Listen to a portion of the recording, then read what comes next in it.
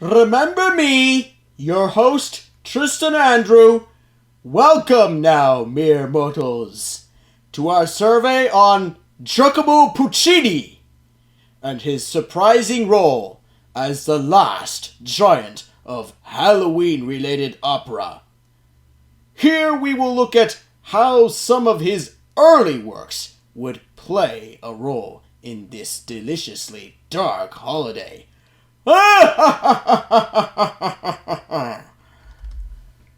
When the average American is asked to name some Halloween music, they are most likely to mention Boris Pickett's Monster Mash or Michael Jackson's Thriller, which are notably part of popular culture. But what about music from the world of classical music, more properly called art music? Art music is not generally considered popular culture, although there have been some crossovers between the art music world and popular culture. Popular songwriters have borrowed art music melodies, such as Paul Simon's use of a Lutheran Passion hymn, harmonized by Johann Sebastian Bach for his American tune. Likewise, art music composers have always felt free to incorporate folk melodies and tempos into their music, like Antonin Dvorak's Ninth Symphony from the New World. A quick review of art music yields no music composed directly for Halloween. So does that mean there is no Halloween art music? Definitely not. After all, Halloween is far more than monsters and magic. We also think of death, destiny, and a whole range of supernatural topics as part of Halloween.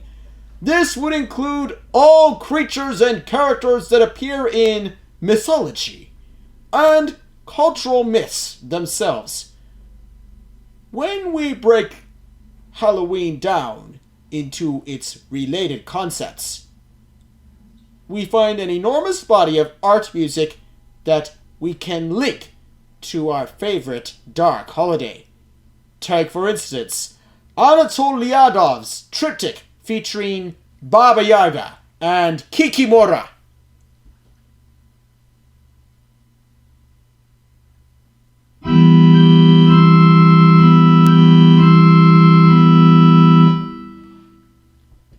Edvard Grieg's first suite to Per Gynt.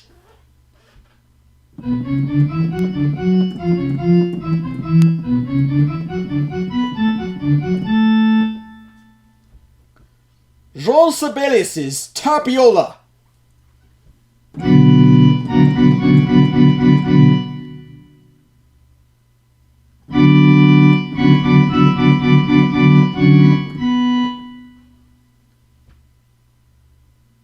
Paul Dukas, The Sorcerer's Apprentice.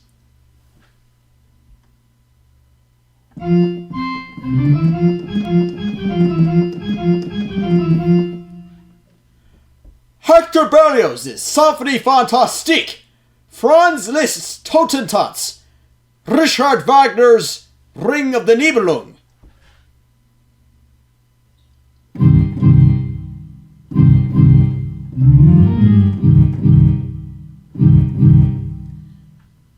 And so on. It is not surprising that the most intensely emotional and sweeping art music form, that of opera, should have something to say about Halloween concepts that is special indeed.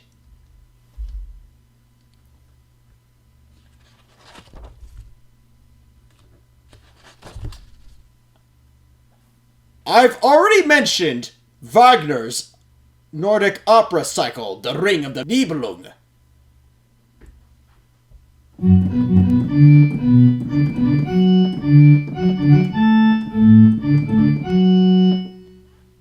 As music for Halloween. But we can also include the grand Italian operas of Bel Canto. Gaetano Donizetti's Lucia di Lammermoor comes to mind. The great 19th century musical genius Giuseppe Verdi gave us an adaptation of Shakespeare's Macbeth, The Power of Fate, and Aida.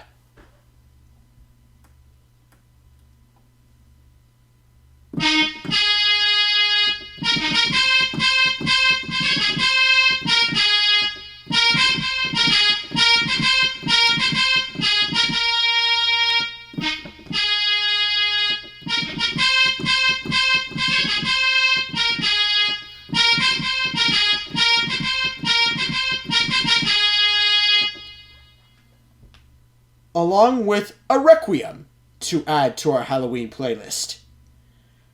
20th century opera includes composers like Richard Strauss, Benjamin Britten, Igor Stravinsky, and Philip Glass, but Italian opera still dominated. It was in Italy that the arias heard at night became the next day's buskers' most requested numbers, where opera was the Italian rock music of its time, and the last Italian master, Giacomo Puccini's operas, also found inspiration in Halloween-related subjects. Let's step back for a moment and remember the most important successor to Verdi's genius. Giacomo Puccini, born in 1858 in Lucca, was a modern man in every form. He is one of the first composers to be captured on film. He took opera into the 20th century by looking beyond Italy for his inspirations. Puccini was greatly influenced by Wagner, particularly his use of leitmotifs. At the same time, his early works were firmly rooted in the traditional late 19th century Romantic Italian opera. He later adopted the realistic Verismo style, of which he became one of the leading exponents. His most renowned works are La Bohème of 1896,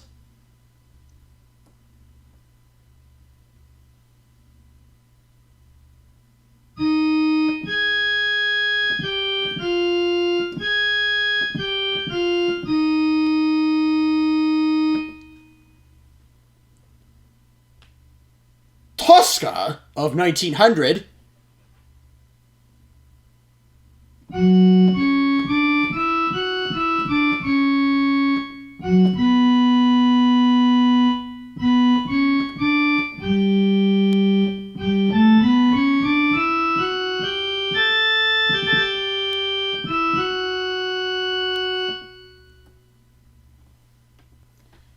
Madama Butterfly of 1904,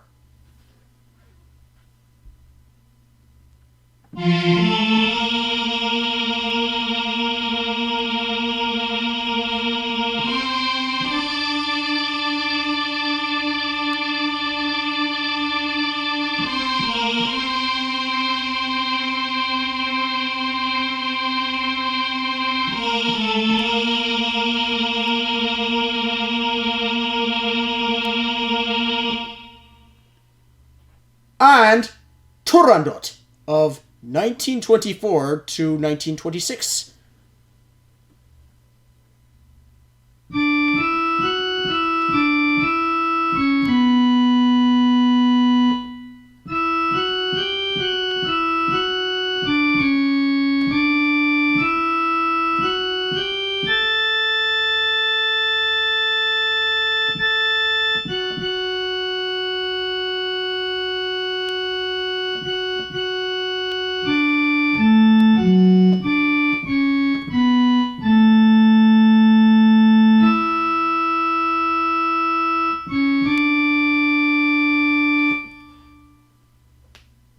all of which are among the most frequently performed and recorded of all operas. There is a cruel irony that one of the greatest composers to ever write for the human voice died of throat cancer. That's Puccini himself. His death marks the end of the golden age of Italian opera. Of course, Puccini's early works are memorable more for the promise of genius they hinted at, rather than anything else. However, a few demonstrate his fascination with some of the darker elements we associate with Halloween.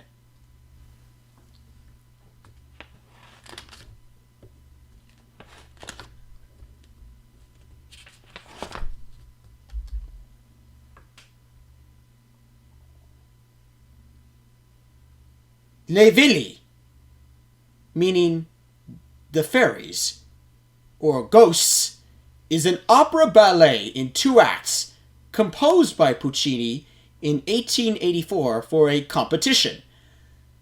The judges were likely to be Verdi lovers, rather than supporters of change. While Les Villi didn't win the competition, it did attract the notice of Verdi's publisher, Giulio Ricordi, who went on to finance Puccini's work until his death.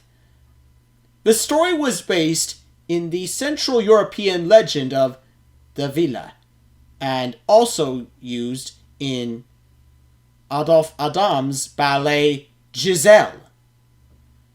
While Le Villi was performed at the Teatro San Carlo in Napoli in 1888, it was not viewed favorably by either the audience or the critics, who characterized it as simply an imitation of Wagner.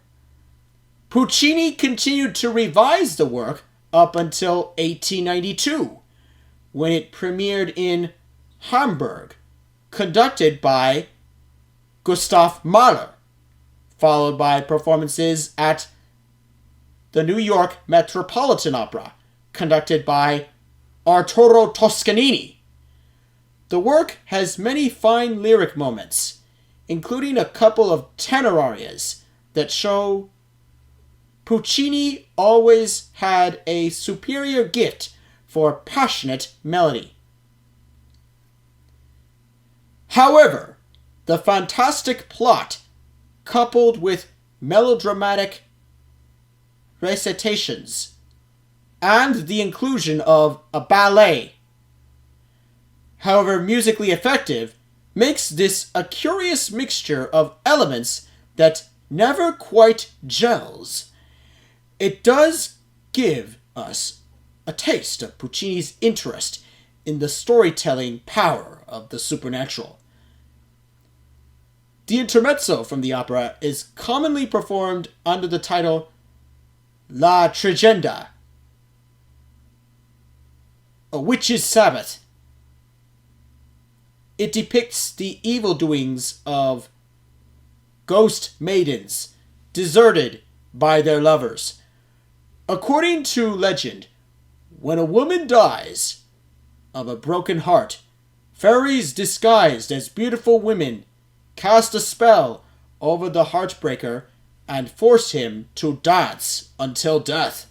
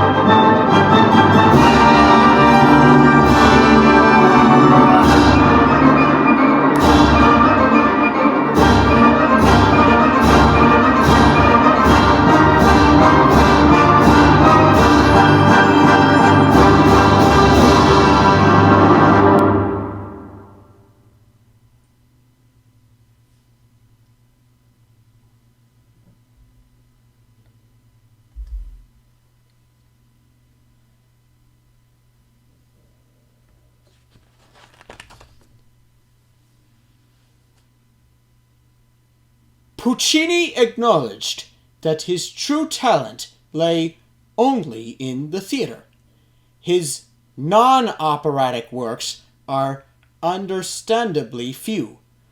While he did write several string quartets, virtually all are forgotten, except for the elegy Crisantemi, meaning chrysanthemums. Puccini wrote it in 1890, in a single night, he said, as a response to the death of the Duke of Savoy. Crisantemi is a single, dark-hued, continuous movement which is wonderfully evocative of our Halloween themes. Puccini found his two liquid melodic ideas worthy enough to reuse in the last act of his 1893 opera, Manon Lescaut. Although almost never heard in its original string quartet guise, throughout the 20th century, Crisantemi frequented the music stands of the world's orchestras in an arrangement for string orchestra.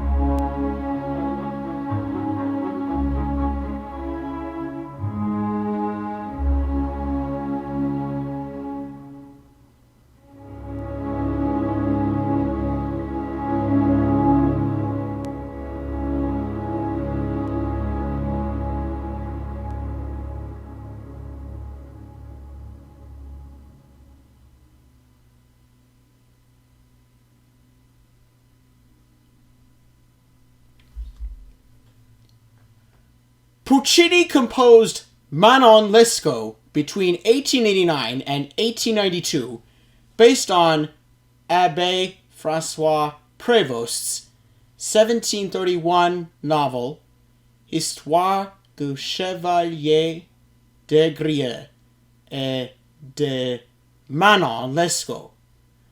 The opera was first performed in 1893 in Turin at the Teatro Regio. Puccini took some musical elements in Manon Lescaut from earlier works such as the Crisantemi. Let's talk a bit about some of the highlights of this opera. Puccini's score is lushly orchestrated and features the usual quota of memorable tunes and imaginative vocal writing. Of the many iconic numbers in the opera, the Act 1, Cortese da Migela, is among the more memorable, not least because of its soaring melody and deft writing for both Manon and De Grieux. The ensuing Donna non vidi mai, in which De Grieux declares his feelings for Manon, is one of Puccini's most beguiling tenor arias, full of passion and yearning, instantly appealing even to the ear unaccustomed to operatic singing. I recommend seeking out recordings of these wonderful vocal segments.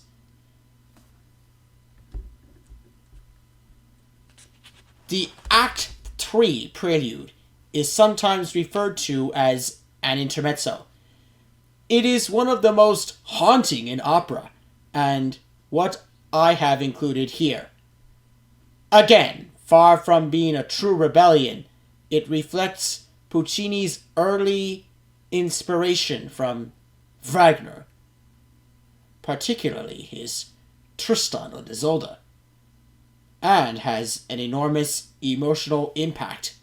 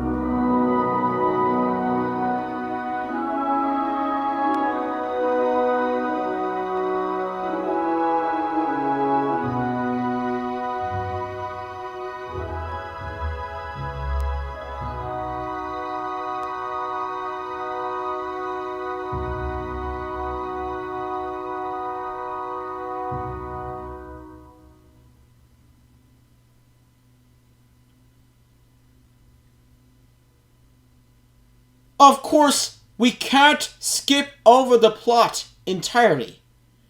Puccini wasn't the only one to use it after all. Remember Massenet? Back to Puccini's version. Puccini's version of the last act takes place in the wilds of Louisiana. Manon bids her lover, Desgrieux, a heart-rending farewell, but not before complaining about how her life has not been fair, and that she is no longer beautiful. Overcome by sorrow at the death of his vain and selfish lover, Desgrieux collapses across her body.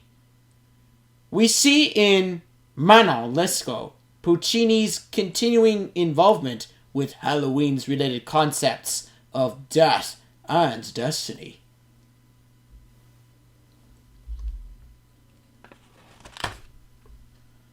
Puccini can be seen as a creator of Halloween-related music, just like Michael Jackson. The world of opera has made significant contributions to Halloween-related music. Here I have highlighted some early examples created by the last great genius of Italian opera, Giacomo Puccini, that thrills the soul. His La Tregenda from Villi reminds us of the driving triplets of Wagner's Ride of the Valkyries from the Ring, Dukas, Sorcerer's Apprentice, Anatoly Yadov's depiction of Baba Yaga, and Charles Gounod's Funeral March of a Marionette, which can likewise be associated with Halloween-related concepts. Crisantemi and the Intermezzo from Manon Lescaut give us haunting evocations of death that comes too soon, another Halloween-related theme. The next presentation will cover how Puccini's final work, Turandot, also fits into our Halloween playlist.